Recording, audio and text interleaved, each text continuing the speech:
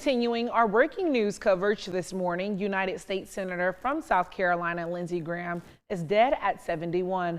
The announcement comes just over a week after Senator Graham was in the Low Country discussing the future of the Ralph H. Johnson VA Medical Center and his excitement for the 4th of July. Number one, happy birthday, America. 250 years and still counting. I'm confident our best days lie ahead.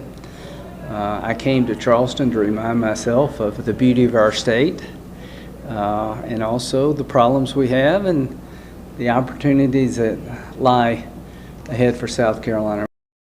Senator Graham served in the South Carolina House of Representatives from 1993 to 1995 before representing South Carolina's 3rd Congressional District in the U.S. House from 1995 to 2003.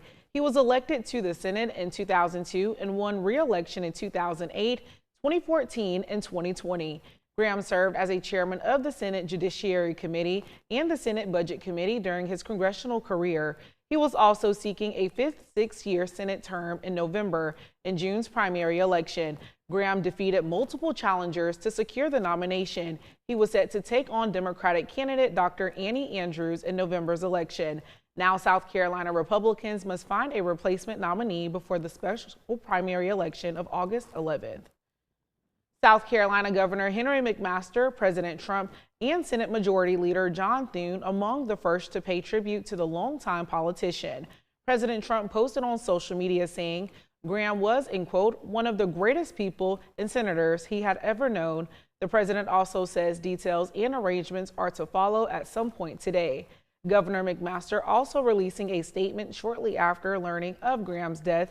It reads in part, quote, Peggy and I and our children are devastated. Lindsey Graham is irreplaceable, the fierce of the fighters of South Carolina and America, and a loyal and steadfast friend. We grieve with Darlene, his family, and devoted staff. May God hold him gently in the palm of his hand. We shall not seek his likes again.